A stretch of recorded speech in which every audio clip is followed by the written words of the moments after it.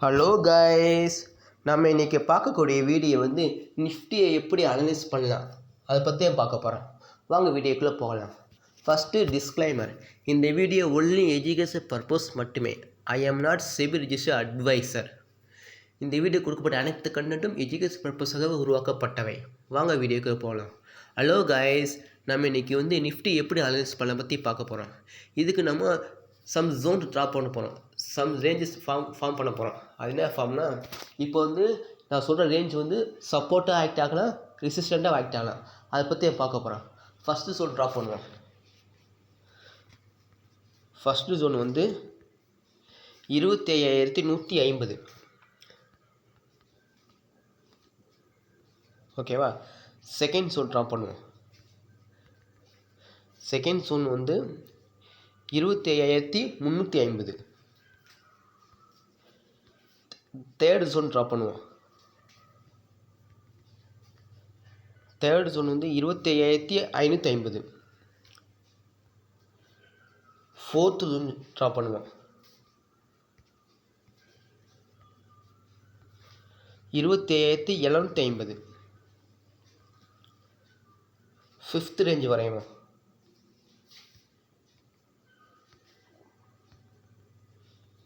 25,950. Sixth range வரையும் 26,150.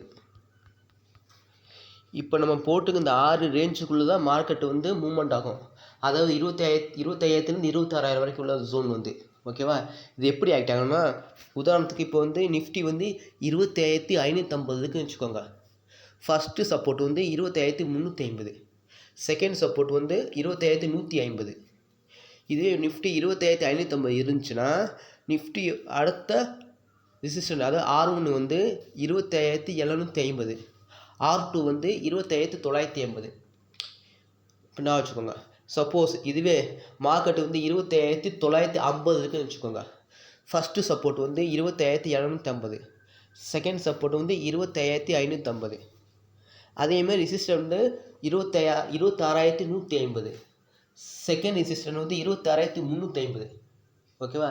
இதை நான் உங்களுக்கு செக் பண்ணி காமிங்க. இப்போ 5 மினிட்ஸ் சார்ட் வச்சுக்கிறோம்.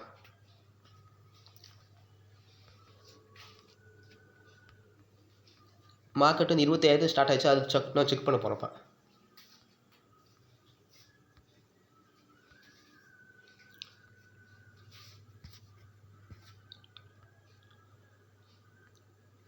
பார்த்தீங்கன்னா கைஸ், மார்க்கெட் பார்த்தீங்க கரெக்டாக அந்த 25,150 தொட்டுட்டு மார்க்கெட்னால மேலே ஏறிட்டு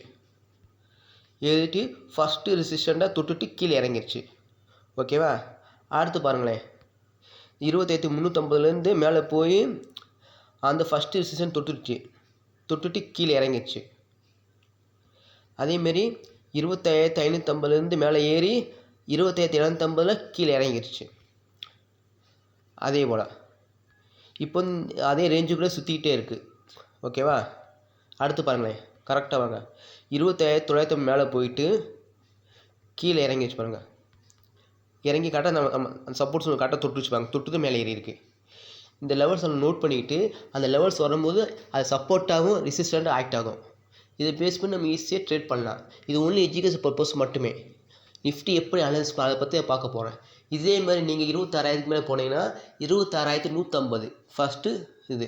செகண்ட் வந்து 26,350.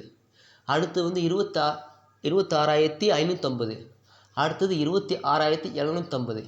அடுத்து 26,950. அதாவது இது எக்ஸாம்பிள் வந்து 150 ரேஞ்ச் பேஸ் பண்ணி போகிறோம் ஒத்த படையில். அதாவது 150, 350, 550, 750, 950 இது பேஸ் பண்ணி கண்டிப்பாக ஒர்க் ஆகுது. ஓகேவா? செக் பண்ணி பாருங்கள்.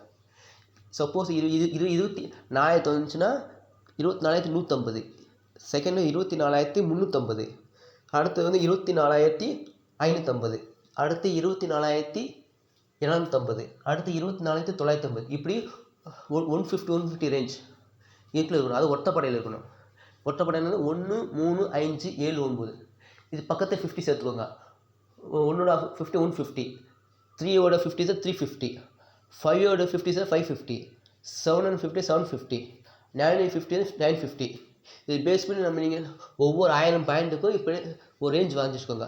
இந்த ரேஞ்சை சப்போர்ட்டும் ஆக்ட் ஆகும், ரெசிஸ்டன்ட் ஆக்ட் ஆகலாம். ஓகேவா? மோஸ்ட்லி நம்ம 2 சப்போர்ட் 2 ரெசிஸ்டன்ட் கால்குலேட் பண்ணிக்கோங்க. இப்போ உதாரணத்துக்கு மார்க்கெட் 25,550 வச்சுக்கோங்க.